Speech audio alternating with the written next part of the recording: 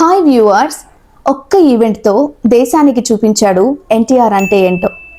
2003 December 5న ఒక cinema audio function first time ఒక గ్రామంలో జరిగింది.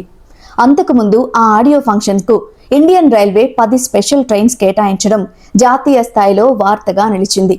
ఇంత గ్రాండ్గా జరుగుతుందంటే ఆ సినిమా హీరో పెద్ద స్టార్ అయి ఉంటాడు. దీన్ని కవర్ చేయాలి అని నేషనల్ మీడియా ప్రతినిధులు ఆ ఊరికి బయలుదేరారు.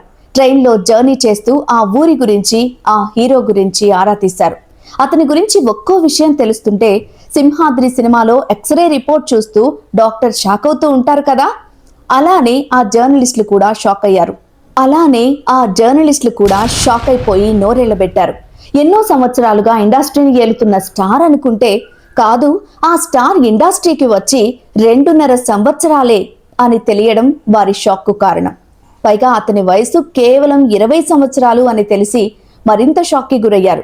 ఏంటి, 20 ఏళ్ల వయసులో ఇంత ఫాలోయింగా అని ఆ జర్నలిస్టులంతా కంగు తిన్నారు. ఈ ఇన్సిడెంట్ నిజంగానే జరిగింది. ఆ హీరో యంగ్ టైగర్ ఎన్టీఆర్. ఆ సినిమా ఆంధ్రవాలా అని తెలుగు రాష్ట్రాల్లో ఎవరికైనా అర్థమైపోతుంది. ఎందుకు ఆ సినిమా ఆడియో ఫంక్షన్ ఇంత ఘనంగా జరిగింది? ఎందుకు ఎన్టీఆర్కి అంత క్రేజ్? 2001లో ఎన్టీఆర్ సినీ రంగ ప్రవేశం చేసిన మొదట్లో తనకు ఎంత బ్యాక్గ్రౌండ్ ఉన్నా సపోర్ట్ అయితే లేదు. స్టూడెంట్ నంబర్ 1 సూపర్ హిట్ కు కాస్త వెలుగులోకి వచ్చిన ఎన్టీఆర్ ఆది సినిమాతో ఏకంగా నంబర్ 1 రేస్లోకి ఎంటర్ అయ్యాడు. అప్పుడు నందమూరి ఫ్యాన్స్ అంతా ఎన్టీఆర్ ని ఓన్ చేసుకున్నారు. అసలు సిసలైన ఎన్టీఆర్ వారసుడు వచ్చాడని సంబరాలు చేసుకున్నారు.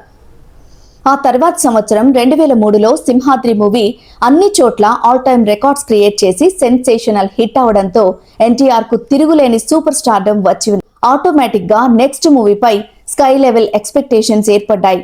అదే ఆంధ్రవాలా. ఆ సినిమాకి ఇంకా హైప్ తేవాలని ప్రొడ్యూసర్ రాజు ఆడియో ఫంక్షన్ గ్రాండ్ గా ప్లాన్ చేశారు.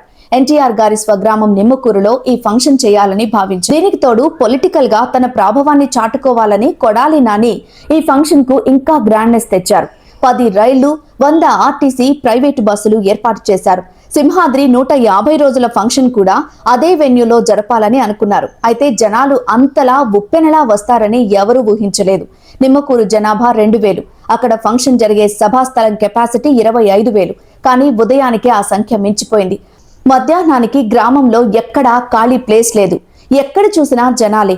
సాయంత్రానికి పామరు నుండి నిమ్మకూరు వరకు లక్షల మంది జనాలు. అంతా ట్రాఫిక్ జామ్. పోలీసులు ఏం చేయలేమంటూ చేతులెత్తేశారు.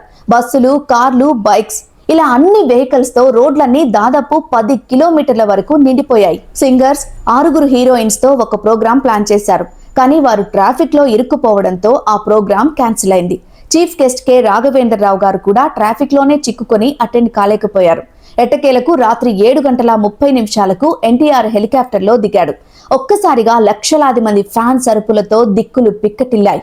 ఎన్టీఆర్ ని దగ్గరగా చూడ్డానికి దూసుకొస్తున్నారు. వారిని కంట్రోల్ చేయడం పోలీసులకి, ప్రైవేట్ సెక్యూరిటీకి సాధ్యపడలేదు. ఎన్టీఆర్ దగ్గరకు వచ్చి వెంటనే వెళ్లిపోవాలని రిక్వెస్ట్ చేశారు.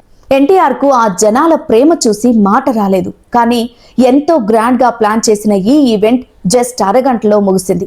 ఎన్టీఆర్, కొడాలి నాని మాత్రమే కొన్ని నిమిషాలు ప్రసంగించారు. మిగతా గెస్ట్లకు అవకాశం లేకుండా పోయింది. 8 గంటలకు గుడివాడకు బయలుదేరిన ఎన్టీఆర్ 11 గంటలకు చేరుకున్నారు. అంటే ఆ జన సముద్రం ఎంతలా ఉప్పొంగిందో అర్థం చేసుకోవచ్చు. సుమారు 10 లక్షల మంది వరకు వచ్చుంటారని అంచనా. మీడియా ప్రతినిధులు ఒక సినిమా ఈవెంట్ కు వెళ్లి దాన్ని కవర్ చేయకుండా వెనక్కి తిరిగి రావడం చరిత్రలో అదే ఫస్ట్ టైం. ట్రైన్లో ఎన్టీఆర్ గురించి తెలుసుకున్న నేషనల్ మీడియా ప్రతినిధులకు లైవ్ లో అతని క్రేజ్ చూసి మైండ్ బ్లాక్ అయింది. ఒక సినిమా ఆడియో ఫంక్షన్ కి ఇప్పటిదాకా ఇన్ని లక్షల మంది జనాభా రావటం అనేది జరగలేదు, ఇక ముందు కూడా జరగదు. 20 ఏళ్ల వయసులో అంతటి స్టార్డమ్ అనుభవించిన ఎన్టీఆర్ లాంటి హీరో అంతకు ముందు దేశంలో లేడు, ఇక ముందు రాడు.